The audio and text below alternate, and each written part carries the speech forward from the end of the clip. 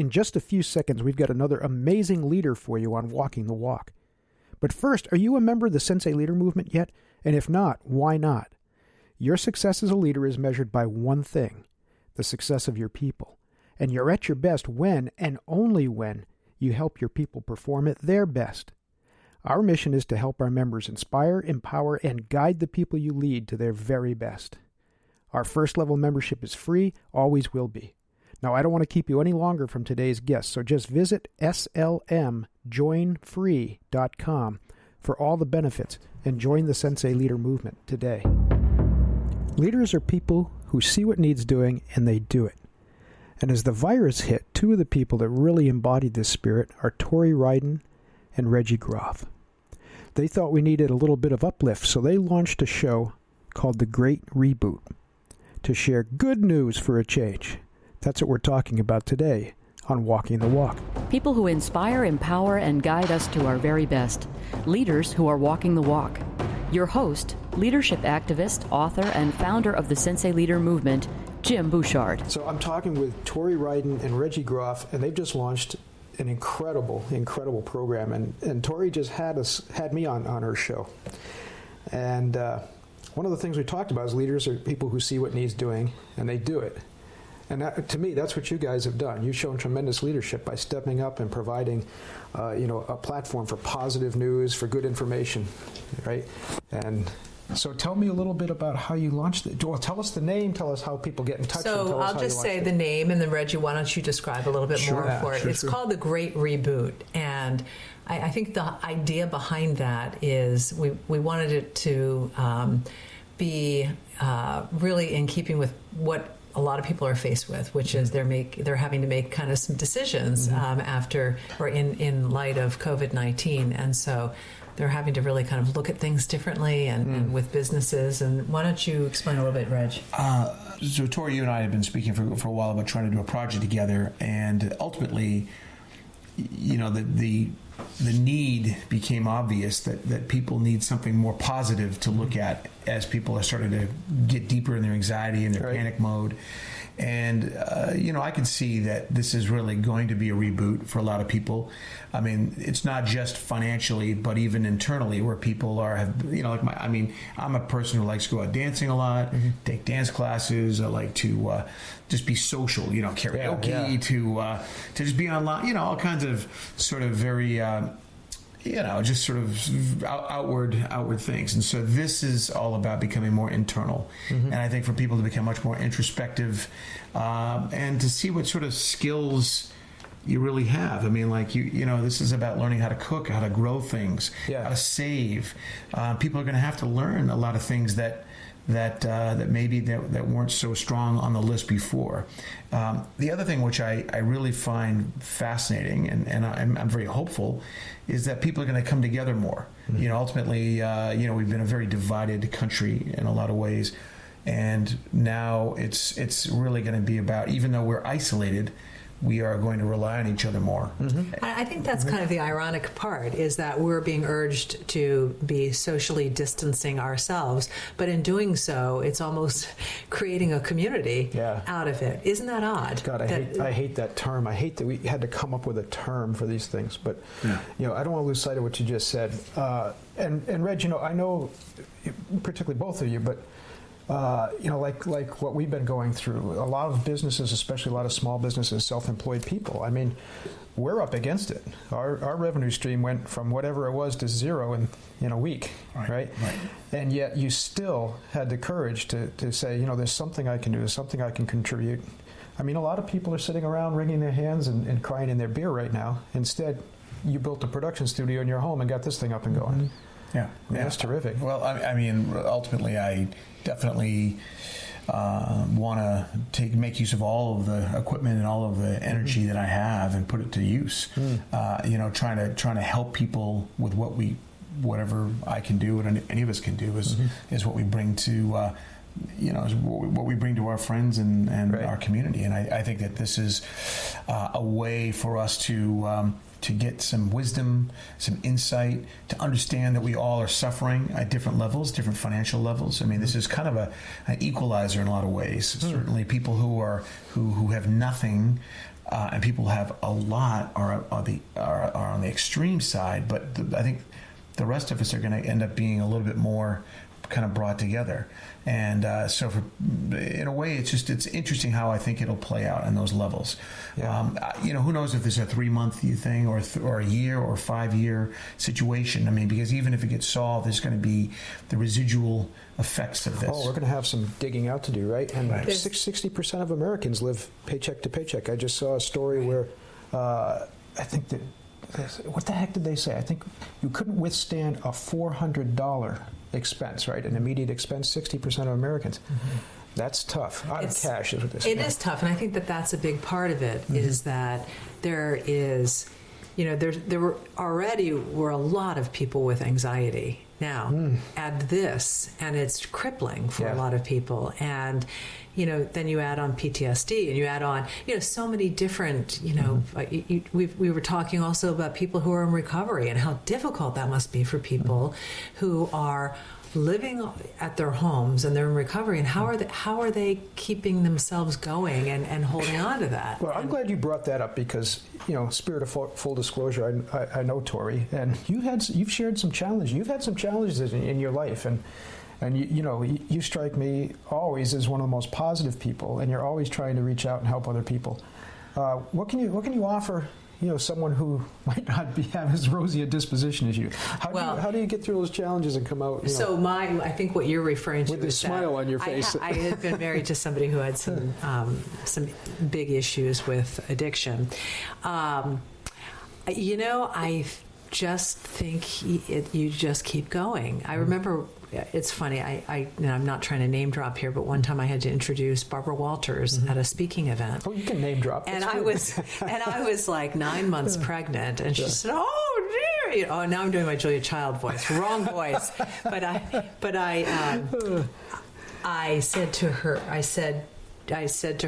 she said, "Oh my dear, are you about to give birth or something like that?" She said, "Oh, shocked." She goes, "Is this your first?" And I said, no, actually, it's my fourth. And she just didn't know what to say. She was just, and she said, was in awe. "How do you do it?" And I said, "Barbara, paralysis by analysis." And I kind of think that that's a credo. I mean, there's nothing against, I think analysis is very good, but just as that says, I think sometimes it can really be paralyzing. And I think that goes kind of hand in hand with anxiety. And I think that if we can use this as a tool to reach people who are in that situation where they feel, when I was going through it, I was anchoring the news in Boston, and I couldn't tell a soul because I felt like, who could I tell? Everybody wanted my job. But you're not all alone. That's the piece. Is there are a lot of people who, it's almost like, don't flatter yourself, honey. There are a lot of people going through a lot of things. And you want to find somebody worse off than you, just look and you'll find absolutely. them. And if you open up that front door on any number of those houses along the way, it may look like a mansion, but there's a lot of trouble behind those doors. That's why I always say it's so funny. And I've caught myself saying this from time to time. It can't get any worse.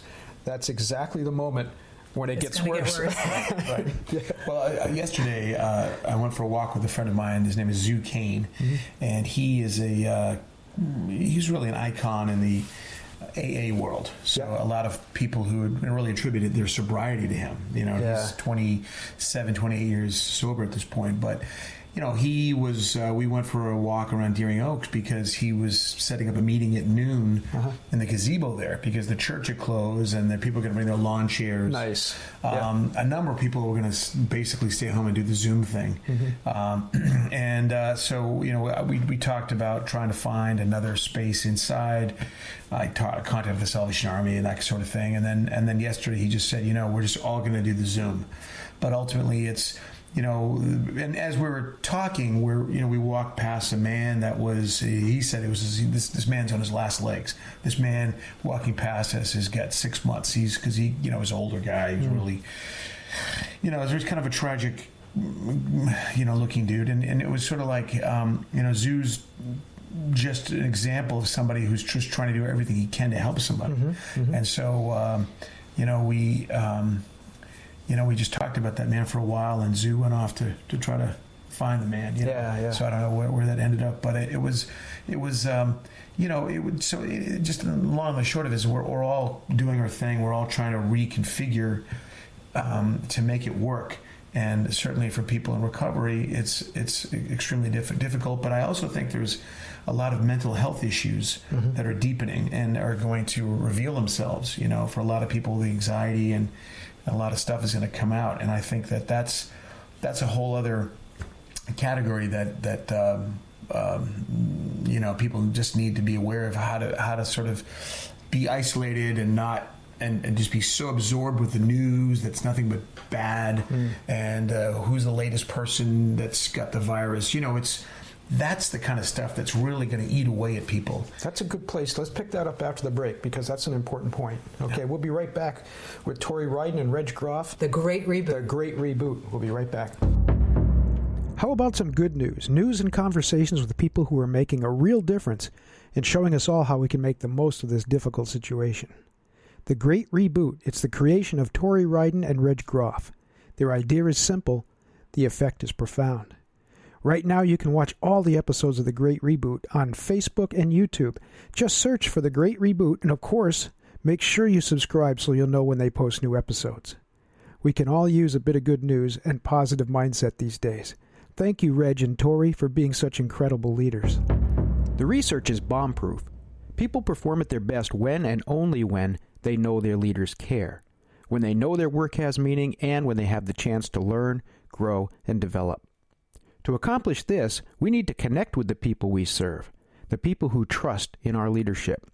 Leaders today need emotional intelligence, strong interpersonal skills, and an accurate sense of self-awareness. I'm Jim Bouchard, leadership activist and founder of the SENSEI Leader Movement. The Sensei enjoys a very special relationship with students. It's one built on respect, trust, and loyalty. And these are also a leader's most valuable assets. I help you build these relationships. I work with you to help you inspire, empower, and guide your people to their very best. That's what the best leaders do. And that's what the Sensei does. My job is to help you be the Sensei, so you can lead your people to their very best, and yours. Executive coaching, workshops, corporate training. Visit thesenseileader.com or call 207-751-4317 today to learn more. First, there's two things that you inspired in me when you were talking. First thing is, we can't let people drift off by themselves. We've got to pay attention, right? We've got to reach out, really. And we all have people like that in our lives. Every one of us has people like that in our lives, or people around us that we might not know yet. Good opportunity, right? From 6 feet away or so. But the other thing is that some of these acts, and God, I'm so moved by these smallest acts, and I don't mean small in quality because they are the biggest impactive acts. Just a small act of caring, spending a little time, like you said, your friend just reaching out to find that guy that you saw walking. I mean, how huge is that? That might be the only point of contact that guy has with anybody that cares about him. Right. I mean, that's unbelievable. Yeah. Yeah. Yeah, and you never know how a story is going to change. Right. You know, I think that guy could have walked off a bridge that day. Instead, maybe he's got some hope. Right. Right. Yeah. Right. Just somebody, and I think the whole idea of even asking anybody wherever they are, how you doing? What's wrong with that, right? What's wrong with just saying? Somebody was talking about this the other day, where they said they were afraid to ask, "Do you need anything?" Right, because they're afraid it might be an insult to them, right? You said, well, what's the harm in asking? Mm-hmm. Person can always say, no, I'm good. Yeah. Right? What's the harm in asking? Or, hey, I hope you don't mind. I just wanted to offer if there's anything I could do for you. Yeah. You can always reframe it, right? Yeah. Do it a little bit differently. And the flip side is that some people just, are so caught up in their own stuff that they don't know that they really want to take on the responsibility for putting it out there, which is understandable, right? Because we're all stressed and to the brink, and so it's very hard, I think, for a lot of people, not everybody, but a lot of people who are to just sort of start thinking about others when they're so self-focused. Yeah. And of course, what the irony there is that the more you help other people, the more you help yourself, because you start thinking about your own pain. You start thinking about your own, your brain's in that loop. Yeah. The worry is so constant, and it's when you distract yourself with something positive that all kinds of things can unglue for yourself. It's sad in a way. I mean, because this is an audio podcast, you guys can't see what I'm looking at. And Tory and Reg both are just grinning ear to ear. And for them to reach out like this, and no, I agree with you too. I've had my moments, I admit it. I think it's foolish for people to say, oh no, it's not bothering me at all. Right. I worry about that person, right? Yeah. What do they say? It's an old phrase, courage is not the absence of fear is stupidity. Right. And people are saying, particularly for leaders, right? If leaders are not showing some concern, they're not showing a little vulnerability, then they're going to be seen and probably are callous, right? Uncaring, insensitive, or self-centered. Well, we're seeing it every day, Jim, and that's kind of, I think it's really important for those of us who can rise up and be leaders to do that, because we're seeing some faltering at the top. And I think that, compassion is number one, and it goes from there. I mean, if you do anything with a good heart, it's all going to work out. Not to sound Pollyanna, but I mean, you lead with a good heart and a good vision, so the rest is going to follow. No, I'm glad you said that, because we're also not saying, go out in front of your people and fall apart every day. That's not good leadership either. Sometimes we have to screw on a confident face. But be vulnerable. Say, there's nothing wrong with saying, I'm scared too. It's how you say it, right? There's the Prime Minister in Ireland. If you haven't had the chance to watch his address, it's unbelievable. And the way that he addresses, and he says that, I'm afraid to. And his cadence and his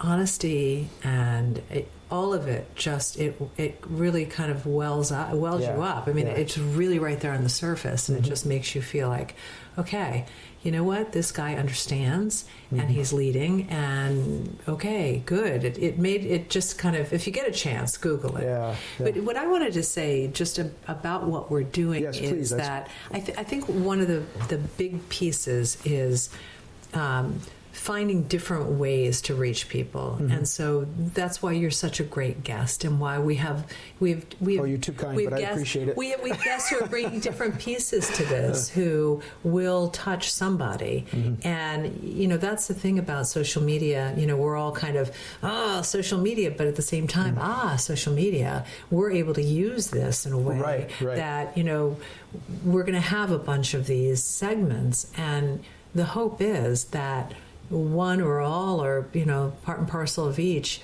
will reach people in a way to help calm and clarify and lower anxiety and just inspire. What you always talk about, inspiration, giving tools to people where they can find out information. I mean, that's really share the good stuff. I mean, sharing the good stuff. Share Tory and Reg's show. These are the things that need to be shared more. It's too easy. We get into this mode sometimes, the term internet balls, right? I mean, people can just air it out online, and they're not going to get punched in the face, right?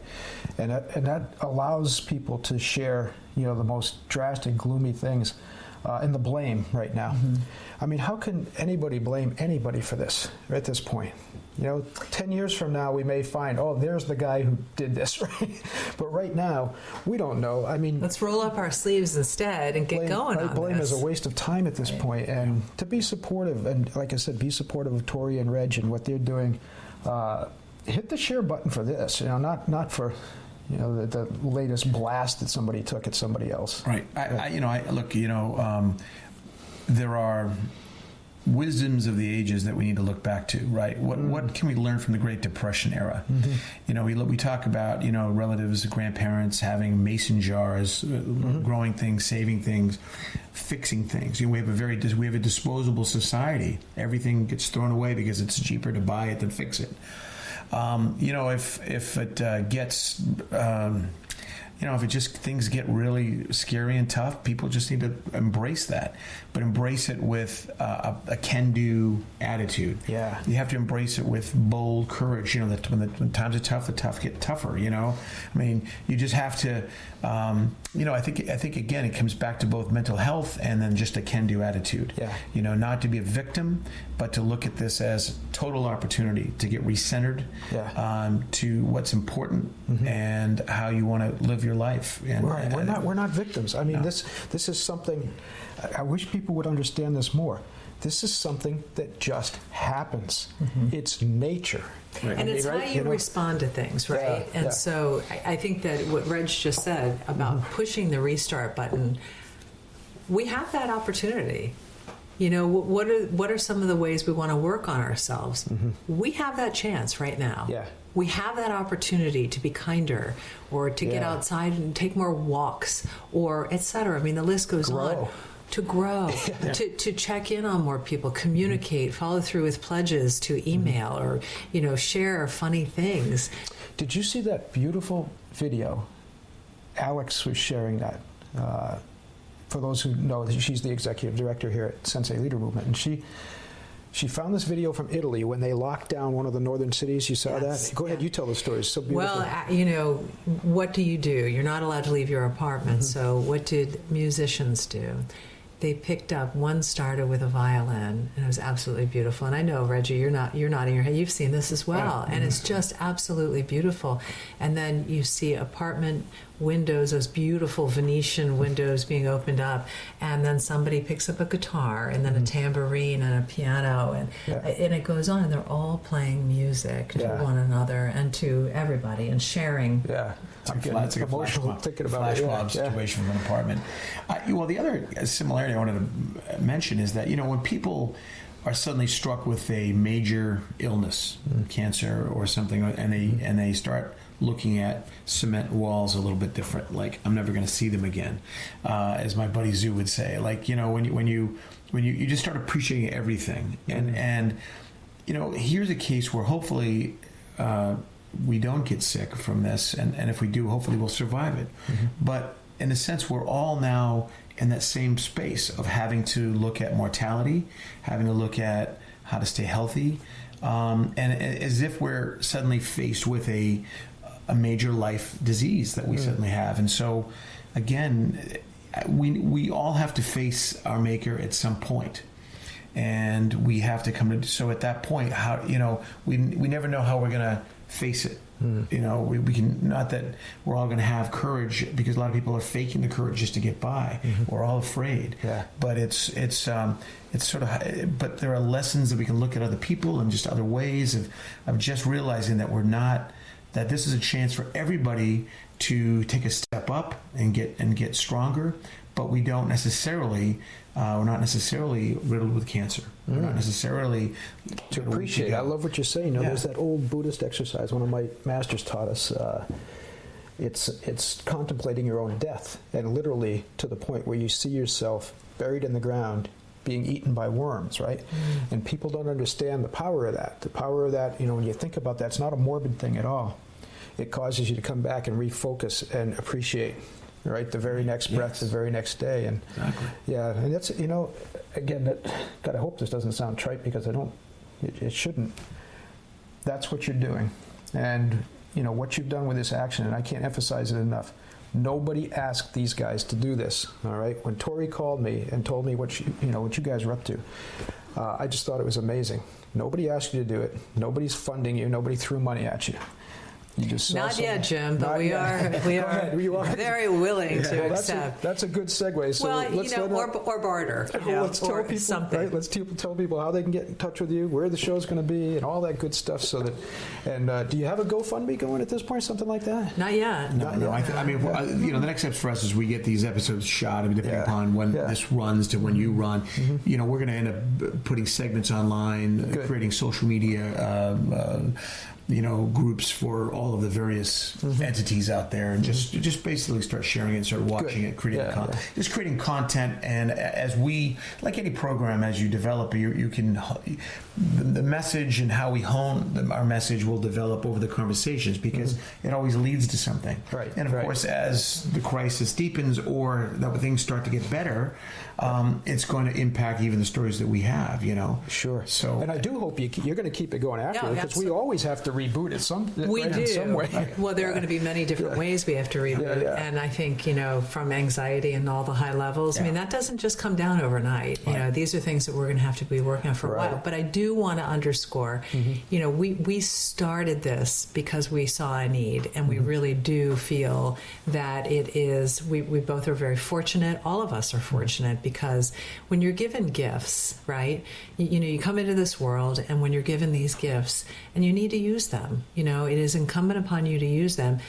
Reg and I have never worked together before. So here's our debut. And we both, it just hit a sweet spot, and we just decided, let's do this, and let's see what we can do with this, and how many people hopefully we can help through this. That's a perfect example. Two good people coming together who might not have otherwise. And now three. And now three. Right. Again, you're too kind, but I do appreciate it. But I am a firm believer, again, that if you're doing the right thing, everything else will fall into place. And if you're doing it with the right heart and an open mind, it'll all take care of itself. Yeah. That's why I like hanging out with you. You always inspire me. Yeah. But let's tell people how to get in touch with you. We've got to do that. Yeah. So ultimately, my email. I had to ruin that good moment. We're all crying, Jim. Well, my email is regfilm, regfilm @gmail.com, and ultimately that's the way to reach us. And then the show is the Great Reboot, and so we'll be having. Will be searchable soon, and that we're gonna continue shooting episodes. This is our second day this week. We'll do 1 or 2 days next week and interview a number of people, and then at some point we were looking at going live, doing the interviews live. Cool. Yeah. We're gonna switch your setup to do that. Just didn't have enough internet speed to work. So at some point we may try to do these live with graphics and all that jazz.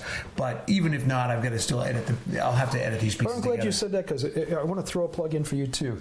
There's a lot of people with a lot of video projects sitting on a shelf that could probably use some expert editing and some expert production. Send your files to Reg, and he'll help you out. Right. Yeah. No, I love staying busy, and ultimately, 40 years of production. Since I was 15 making movies to 55 now. A lot of experience. So I've done a lot of quality work at reasonable rates. Right. And I love telling stories. I do a lot of documentary work these days. This is just. We're telling stories now. It's just an extension of what I normally do. Very cool. And that we share that, just coming at it a little bit differently. I was in the news business for over 30 some odd years, and anchoring and reporting, and loving. It's a storytelling, and that's what this is. This is a storytelling through the interview. And the other thing I would recommend, I'll give my email too. just in case it doesn't work through yours or for whatever reason. It's just my name, Tory Ryden @gmail.com. So it's just TORYRYDEN @gmail.com.